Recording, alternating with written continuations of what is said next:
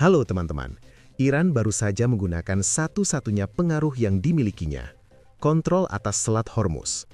Itu telah menjadi kartu truf rezim Iran, dan mereka baru saja memainkannya dengan cara yang menghancurkan. Tindakan Iran ini tidak dapat dimaafkan. 3 kapal besar diserang, tetapi Iran melakukan kesalahan besar. Balas dendam Amerika Serikat atas kesombongan Iran di Hormuz datang seketika dan brutal. Mari kita mulai dengan serangan Iran sebelum membahas balas dendamnya nanti. Pada 11 Maret, The Guardian melaporkan bahwa 3 kapal dagang telah diserang di dalam dan sekitar Selat Hormuz. Salah satu dari kapal itu, Mayurenare yang terdaftar di Thailand, menjadi sasaran utama setelah dihantam oleh 2 proyektil yang tidak diketahui asalnya. Itu adalah cara yang diplomatis untuk menyatakan bahwa Iran menyerang kapal pengangkut barang curah yang menyebabkan kapal tersebut terbakar segera setelah meninggalkan pelabuhan di Uni Emirat Arab. Serangan ini yang terjadi sekitar 11 mil laut di utara Oman, menandai berakhirnya jeda 4 hari dalam serangan Iran terhadap pelayaran komersial di Selat Hormuz. Awak kapal Mayurenare terpaksa mengevakuasi diri setelah serangan tersebut. Sejauh ini tidak ada laporan mengenai korban jiwa. The Guardian melaporkan bahwa 20 awak kapal dievakuasi dengan segera oleh Angkatan Laut Oman, sementara 3 lainnya tetap tinggal sebagai awak inti di kapal yang terkena serangan, menunggu penyelamatan lebih lanjut. Serangan itu tampaknya memicu serangkaian serangan susulan dengan lebih banyak proyektil tak dikenal menghantam kapal-kapal di dalam dan sekitar selat tersebut. Kapal kontainer Jepang One Majesty juga terkena proyektil saat berlayar sekitar 45 km atau 28 mil barat laut Ras Al Khaimah, UAE. Serangan ini jauh kurang merusak dibandingkan dengan serangan terhadap Mayurenare karena kapal Jepang tersebut hanya mengalami kerusakan kecil di atas garis air. Namun ini merupakan sinyal jelas dari Iran bahwa mereka akan menindaklanjuti ancaman mereka untuk menyerang kapal komersial yang mencoba melewati Selat Hormuz. Kapal pengangkut curah lainnya, Star Gwyneth yang berbendera Kepulauan Marshall, juga dihantam sekitar 50 km atau 30 mil barat laut Dubai. Kerusakan terjadi pada lambung kapal di area Palka saat kapal berlabuh, tetapi tidak ada laporan korban luka. Ini mencerminkan strategi perang Iran yang merupakan satu-satunya taktik yang dimiliki negara itu. Selat Hormuz memberi Iran pengaruh tersendiri dalam menghadapi AS dan Israel. 3 serangan ini menambah setidaknya 11 serangan lain yang telah terjadi di Selat Hormuz atau wilayah terdekat sejak perang dimulai, sebagaimana dilaporkan oleh Reuters. Iran telah menjelaskan dengan sangat jelas tujuan mereka dari serangan-serangan ini. Bersiaplah untuk melihat harga minyak melonjak mencapai $200 per barel, karena harga minyak bergantung pada keamanan regional yang telah mereka destabilisasi. Ibrahim Zulfakari, juru bicara dari sisa komando militer Iran, menegaskan bahwa harga 1 barel minyak sebelumnya telah melonjak hingga $120. Meskipun kini harga stabil di kisaran $90 dengan harapan perang Iran dapat segera berakhir. Akhir tersebut mungkin tidak akan datang secepat yang diinginkan banyak orang. Kita akan membahas alasannya nanti. Iran mungkin memiliki motivasi lain untuk menyerang kapal tanker sipil ini, seperti yang ditunjukkan oleh Max Afterburner dalam penilaiannya tentang situasi di selat tersebut. Ini jelas merupakan pembalasan dari IRGC Iran ketika berbicara tentang Korps Darda Revolusi Islam yang berfungsi sebagai militer kedua bagi rezim Iran. Alasan dibalik pembalasan ini adalah serangan tanpa henti yang mereka terima dari militer AS. Ini mungkin benar, tetapi sebenarnya semua ini berkaitan dengan Iran yang sangat bergantung pada satu hal yang mungkin dapat mereka gunakan untuk meyakinkan AS dan Israel menghentikan kampanye pengeboman besar-besaran di tanah mereka. Seperti yang dicatat oleh Bloomberg, strategi Iran di Selat Hormuz dirancang untuk mengarah pada salah satu dari 2 skenario. Keduanya menguntungkan bagi sisa rezim Iran.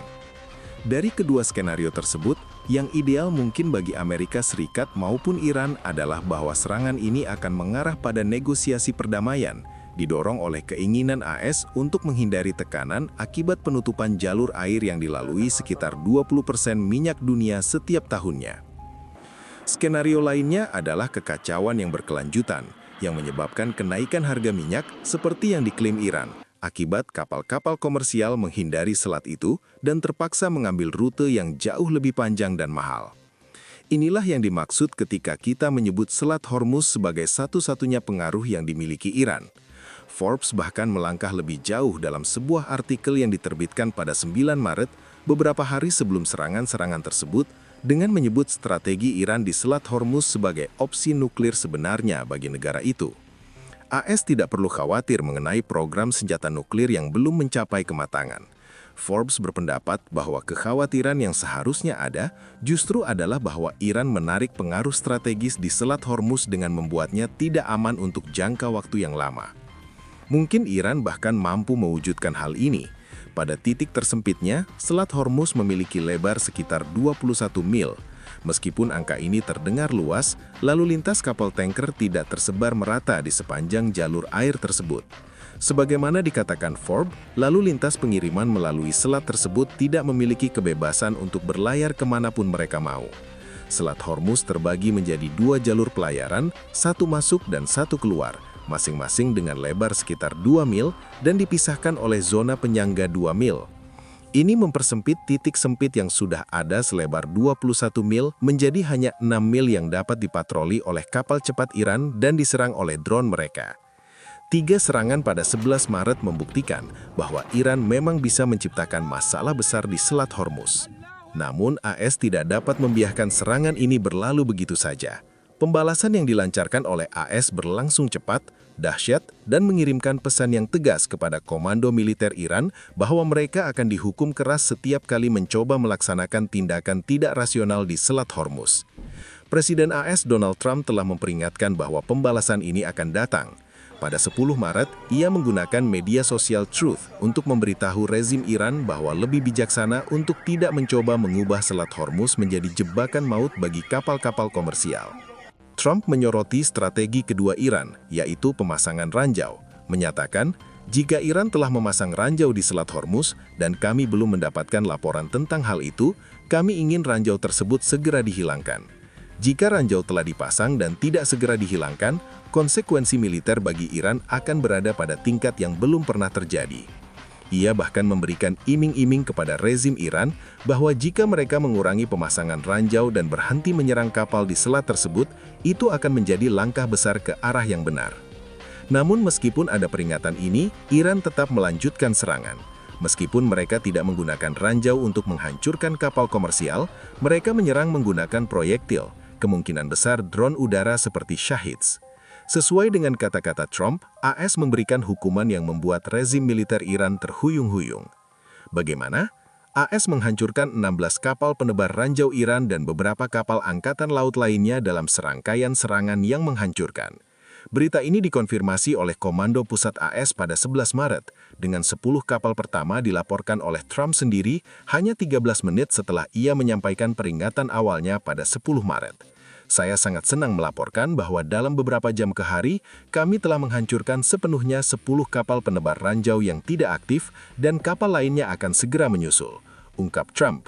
Kami telah memberitahu Anda bahwa pembalasan itu akan segera datang. Kami berasumsi bahwa ketika AS menerima kabar tentang serangan pertama dari 3 serangan yang telah kita bahas, jari yang sudah berada di pelatuk langsung ditarik. Iran akan merasakan dampaknya karena rencana mereka untuk menggunakan ranjau guna mengendalikan Selat Hormuz telah hancur dalam sekejap. Kapal-kapal yang tidak aktif yang disebutkan Trump kemungkinan tidak akan lagi beroperasi. Sekarang, kapal-kapal tersebut telah lenyap bersama 6 kapal lainnya sejak Trump membuat pengumuman tersebut. Dan jika Iran mengira ini adalah yang terburuk, maka mereka salah besar. AS menyerang jauh lebih keras daripada sekedar melumpuhkan beberapa kapal penyebar ranjau. Seluruh kelas kapal perang Iran telah dilumpuhkan sebagai tanggapan terhadap tindakan Iran di Selat Hormuz. Menurut Afterburner, ia memberikan ringkasan mengenai kehancuran yang dialami Angkatan Laut Iran, membagikan rekaman dari Komando Pusat AS yang mengungkapkan bahwa pada 10 Maret, AS melancarkan gelombang serangan besar-besaran terhadap Iran hampir setiap jam, di berbagai lokasi dan arah. Di antara korban dari serangan balasan besar-besaran ini adalah 4 kapal korvet kelas Shahid Sulamani terakhir yang dimiliki Iran, yang berarti seluruh kelas kapal perang tersebut telah lenyap dari peta. AS berusaha untuk bersikap tidak terduga, dinamis, dan tegas dalam serangan-serangan ini, dan mereka berhasil. Iran tidak memiliki jawaban, dan sebagian besar kapal perangnya tidak mampu mempertahankan diri dari daya tembak Amerika yang superior. Meskipun Iran terguncang oleh serangan balasan AS, mereka masih memiliki opsi di Selat Hormuz yang akan mereka coba gunakan. Tetaplah bersama kami, karena kami akan mengungkapkan pilihan-pilihan tersebut dalam beberapa menit ke depan. Namun sebelum itu, ada baiknya untuk mengeksplorasi skala serangan AS sejak perang dimulai. Setelah situasi mereda akibat pembalasan brutal AS terhadap serangan Iran di Selat Hormuz, angka-angka mulai bermunculan. AS kini mengklaim telah menyerang lebih dari 5.500 target sejak memulai operasi Epic Fury pada akhir Februari, dengan lebih dari 60 target diantaranya berupa kapal perang berbahan bakar uranium. Perlu ada klarifikasi di sini. Ketika AS mengatakan telah menyerang lebih dari 5.500 target, itu tidak berarti mereka menjatuhkan 5.500 bom atau rudal. Jumlah amunisi yang digunakan jauh lebih tinggi, terutama untuk target-target Iran yang diperkuat, seperti bunker bawah tanah yang perlu dihintam beberapa kali sebelum benar-benar hancur. Yang terlihat di sini adalah sejumlah besar serangan presisi yang dilakukan oleh AS. Ratusan serangan ini ditambahkan ke daftar setelah rezim Iran gagal mengindahkan peringatan Trump tentang Selat Hormuz. Kehilangan kapal-kapal penyebaran jauh sudah cukup buruk bagi Iran, dan dengan AS terus-menerus menyerang hampir setiap jam, hal ini menunjukkan kepada rezim Iran bahwa untuk setiap kapal komersial yang berhasil mereka rusak dengan drone, AS akan menghancurkan sepenuhnya simpul militer utama, kapal, dan apapun yang dapat menjadi sasaran rudal dan bom mereka di dalam Iran. Satu hal yang perlu diwaspadai AS adalah bahwa 5.500 target yang diserang dan jumlah amunisi yang besar bukanlah hal yang berkelanjutan dalam jangka panjang. Preston Stewart mengangkat poin ini dalam analisisnya tentang serangan beruntun Iran dan balasan besar-besaran yang datang dari AS. Ia mencatat bahwa 5.500 target yang diserang akan rata-rata sekitar 500 target per hari, dan itu bisa menjadi masalah dalam jangka panjang. Tak semua ini dapat dilakukan dengan amunisi jarak jauh. Stewart menyatakan, kita memang memiliki banyak rudal Tomahawk dan serangan, namun tidak memiliki cukup rudal untuk melaksanakan 500 serangan per hari secara berkelanjutan. Kemungkinan besar AS akan beralih menggunakan bom pemandu dalam kampanye penghancuran udara terhadap Iran yang akan memungkinkan mereka untuk mempertahankan intensitas serangan seperti yang terlihat saat ini untuk mencapai tujuan memaksa Iran melepaskan pengaruhnya di Selat Hormuz. Dukungan itu akan sangat dibutuhkan, karena meskipun AS telah membuat Iran membayar atas tindakannya terhadap 3 kapal komersial di Selat Hormuz, akan bodoh untuk percaya bahwa pertempuran di jalur air ini telah berakhir. Seperti yang telah kami sebutkan sebelumnya, Selat Hormuz terlalu penting. Sekitar 17 juta barel minyak melewati selat ini setiap hari, mencakup sekitar 20 hingga 30% dari seluruh konsumsi minyak dunia. Kawasan Teluk khususnya sangat bergantung pada Selat Hormuz karena pilihan jalur pipa terbatas. Secara keseluruhan, 88% minyak yang meninggalkan Teluk Persia melewati Selat Hormuz, sehingga Iran tidak akan menyerahkan kemampuannya untuk mengendalikan jalur tersebut tanpa perlawanan yang berarti. Namun, tantangan bagi AS adalah bahwa perlawanan ini tidak akan datang dari kapal perang besar Iran atau bahkan kapal penyebar ranjau yang telah dihancurkan AS. Sebaliknya, Iran akan mengandalkan opsi lain yang telah kami sebutkan sebelumnya, yaitu kapal serang cepat. Meskipun kapal perangnya tenggelam dan strategi penaburan ranjaunya punah, Iran masih memiliki banyak kapal serang cepat yang dapat digunakan untuk melaju ke target, meluncurkan drone atau roket, dan kemudian melarikan diri sebelum ada respons. Afterburner menyoroti hal ini, mencatat bahwa kapal-kapal cepat ini bahkan tidak perlu diawaki dalam beberapa kasus. Iran memiliki akses ke kapal-kapal kecil dan cepat yang dapat diisi dengan bahan peledak dan dikendalikan dari jarak jauh. Mirip dengan drone laut yang telah digunakan Ukraina dengan dampak yang sangat menghancurkan terhadap kapal perang Rusia di Laut Hitam. Ini menjadi perhatian besar bagi AS saat ini, karena mereka beralih ke fase baru dalam strategi Selat Hormuz setelah melumpuhkan kapal-kapal penyebar ranjau. Meskipun AS menindaklanjuti ancaman pembalasan Trump, mereka masih belum dapat membuka kembali Selat Hormuz untuk pelayaran komersial secara penuh. Setidaknya tidak pada volume pelayaran yang menunjukkan bahwa pemilik kapal komersial percaya mereka dapat menggerakkan kapal tanpa kemungkinan diserang. Pada tanggal 12 Maret, 2 kapal yaitu Sefosi Vishnu dan Zapira Sweriri, keduanya berbendera Kepulauan Marshall, dihantam dalam serangan yang membuat 3 serangan sebelumnya tampak kecil. Kedua kapal tersebut dihantam sekitar pukul 1.30 pagi waktu setempat di lepas pantai Irak oleh proyektil yang tidak diketahui, menyebabkan kedua kapal terbakar. Pihak berwenang berhasil menyelamatkan 38 awak kapal, meskipun sayangnya 1 orang dilaporkan meninggal menurut media berita Irak. Kapal-kapal cepat ini merupakan ancaman yang selalu ada di Selat Hormuz. Pertanyaannya sekarang adalah bagaimana AS akan mampu menanganinya ke depannya. Mempertahankan laju serangannya di daratan Iran menggunakan bomber pemandu seperti yang disarankan oleh Stewart akan memainkan peran besar.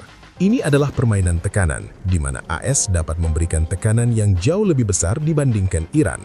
Namun, AS juga memiliki kewajiban untuk menjaga keamanan kapal-kapal yang ingin melintasi Selat Hormuz. Afterburner menyarankan bahwa ini dapat dicapai melalui pengerahan jet tempur yang tidak lagi diperlukan di Iran, seiring dengan beralihnya kampanye ke pengeboman udara. Jika kita ingin mengendalikan Selat Hormuz, kita harus mengerahkan pesawat tempur, tegasnya.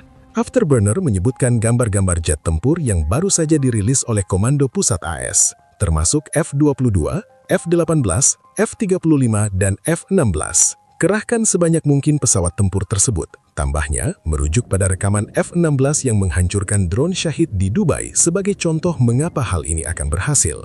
Rencananya kemungkinan adalah melakukan sorti secara terus-menerus di atas Selat Hormuz, mungkin dengan beberapa pesawat tanker yang didampingi oleh jet tempur, sehingga apapun yang mencoba menyerang melalui udara atau laut akan dilumpuhkan sebelum sempat meluncurkan serangan. Ini adalah solusi, meskipun solusi ini cukup mahal, mengingat bahwa jet AS dan amunisi yang mereka gunakan jauh lebih mahal dibandingkan drone yang digunakan oleh Iran. Namun, AS mungkin segera mendapatkan dukungan dalam upaya ini. Seperti yang dilaporkan oleh Times, Prancis telah mengumumkan rencana untuk mengerahkan armada kapal perang yang belum pernah terjadi sebelumnya ke Selat Hormuz dan Laut Merah. Menurut Presiden Emmanuel Macron, kekuatan ini akan mencakup sepasang kapal induk helikopter, 8 fregat, dan kapal induk andalan Prancis, Charles de Gaulle. Kapal-kapal ini akan bekerja sama dengan kapal-kapal yang disediakan oleh sekutu lain, kemungkinan termasuk AS, untuk membuka kembali Selat Hormuz. Dengan bantuan Prancis, perlindungan bagi kapal-kapal yang berlayar melalui Selat Hormuz akan meningkat pesat. Pengawalan menjadi mungkin, di mana kapal perang dapat berlayar bersama kapal-kapal komersial, menggunakan peperangan elektronik dan berbagai persenjataan mereka untuk menghancurkan kapal-kapal cepat Iran dan proyektil lainnya. Meskipun ini bukan solusi yang sempurna, langkah ini dapat menghilangkan sebagian besar pengaruh terakhir yang dimiliki Iran terhadap AS dan seluruh dunia. Jika Anda menikmati analisis ini, pastikan untuk berlangganan jejak media agar tidak ketinggalan informasi lebih lanjut tentang semua yang terjadi selama operasi Epic Fury. Seperti biasa, terima kasih telah menonton dan sampai jumpa.